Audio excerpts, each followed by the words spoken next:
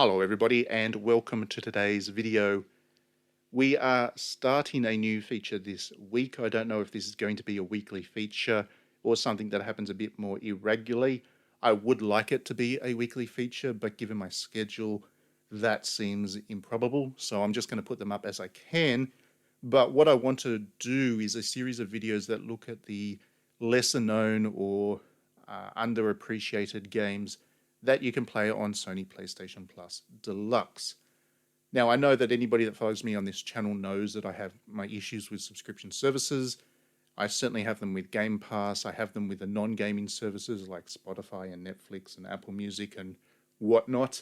And I have them with Sony PlayStation Deluxe as well. This video and this series of videos is not really there to defend them because, like I've said in my other videos about subscriptions in the past, I do have concerns about the way that they're going to pull the games industry. But these videos are not there to talk about that. They're here to talk about what you can play on the platform, because in the 2 weeks since PlayStation Deluxe has launched, I have seen a lot of conversations happen about the big blockbuster stuff that you can get on there, all the Sony games that are on the service. What I don't see so much is conversations about the B tier or the niche games that are also there. And if subscription services are going to have a value for this games industry, the only way they are is if they encourage people to pick up games that they would not have played otherwise. So if you find a game on here that you would never have spent money on in a store and play it, at least the outcome there is that you're engaging with a broader depth of the kind of the artistry that's available on video games. So that would be a positive outcome to come from subscription services. To do that, you've got to know about these games and kind of find them. So that's the point of this video, is to talk about those kinds of games. And I wanted to start this series off by talking about one of my favorite games of all time and one of the really great JRPGs that reminds us of what Sony used to be once upon a time, before Sony decided that they were going to go and challenge Marvel or try and be the Marvel of video games with their big blockbuster AAA experiences. It was actually a very innovative and dynamic publisher of video games, not just making consoles, but the stuff that they got on there was really interesting.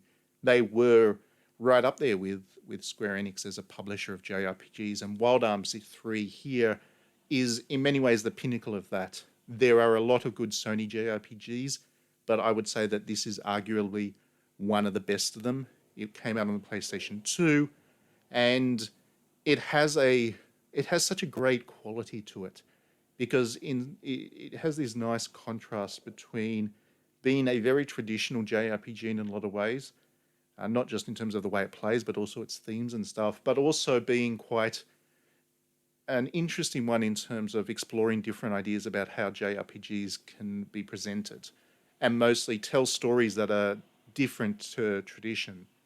So you look at a lot of the JRPG genre, especially back in those days, and the majority of it was this effort to bring kind of Japanese storytelling and anime kind of aesthetics together with really European fantasy. So you look at Final Fantasy, for example, it's always had that mesh of science fiction and traditional kind of swords and sorcery fantasy.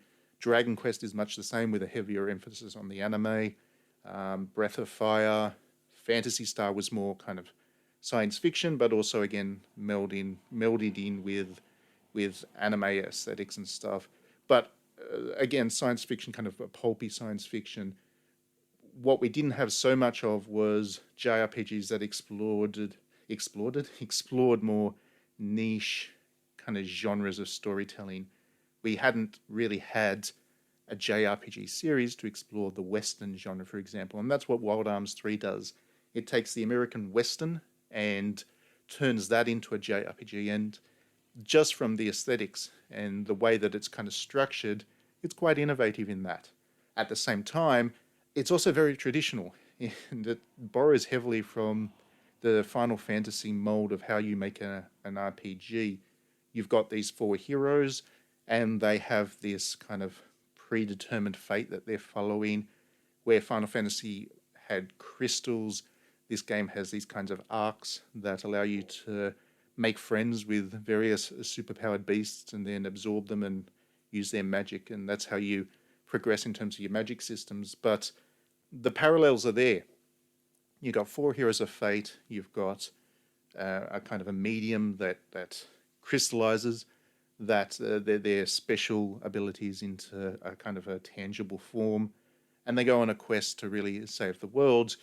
In many of the Final Fantasy games, you don't really know just the extent of things, just how much the entire fate of the world, if not universe, is at stake until pretty late into the game. And it's much the same with this one. There's this prophecy that things are going to go real bad if these 4 people don't go out and do their thing, but you don't really know what that is, and a lot of the game is about exploring that.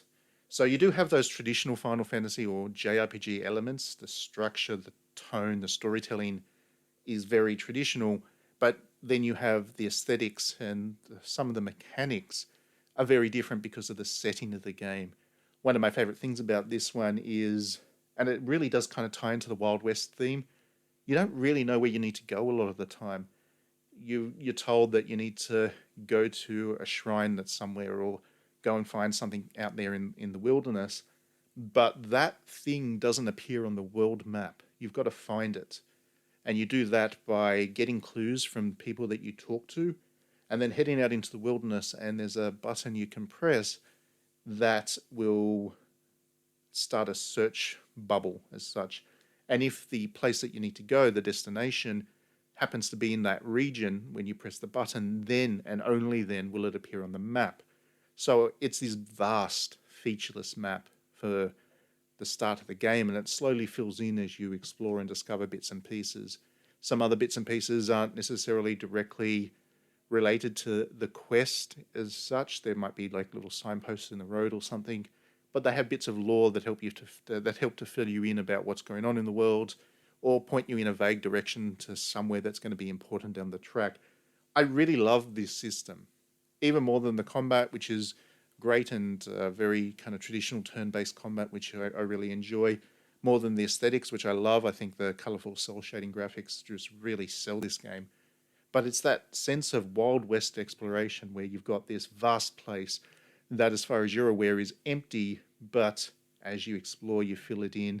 It really speaks to the qualities that I like about the Western. The Western is not my favorite genre of storytelling. I don't particularly care for a lot of the Western films. I don't really read Western books. John Wayne didn't really do it for me. I like a couple of them, The Good, the Bad, and the Ugly. Of course, everybody likes that. But this is not my genre.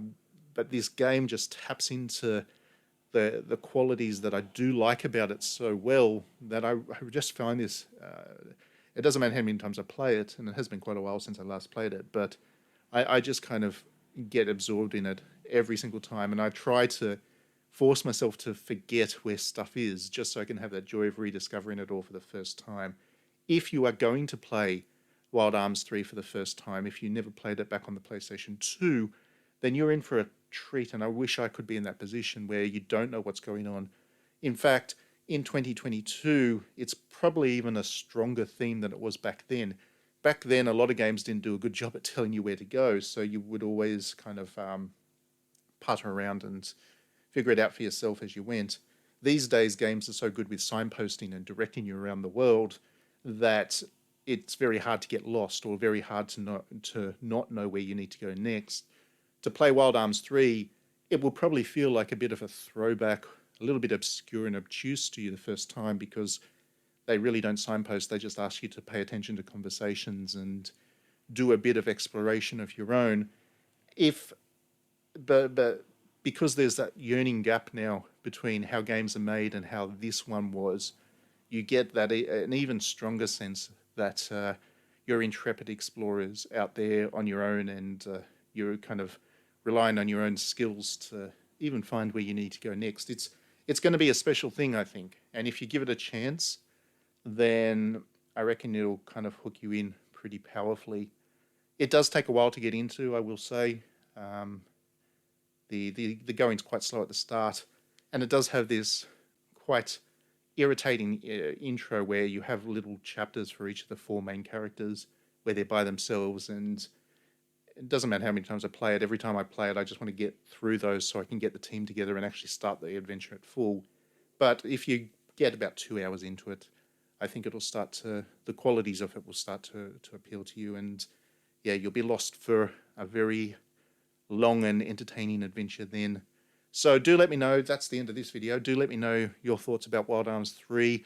If you are playing it for the first time, courtesy of PlayStation Plus Deluxe, let me know. Let's have a conversation about your experiences with this game for the first time, and whether these kinds of games are the kinds of games that you signed up for PS Plus Deluxe for. I would really like to know if I'm the only one that hasn't even bothered to check what Sony games are on there, because I just dive straight into the old stuff or the B-grade stuff. I'd really like to know if there are other people like that who are finding value from PlayStation Plus Deluxe that way. So yeah, that's it for this video. Let's talk about Wild Arms 3. Otherwise, have a great weekend, everybody. Enjoy whatever you're doing, whatever you're playing, and we will see you at the next video.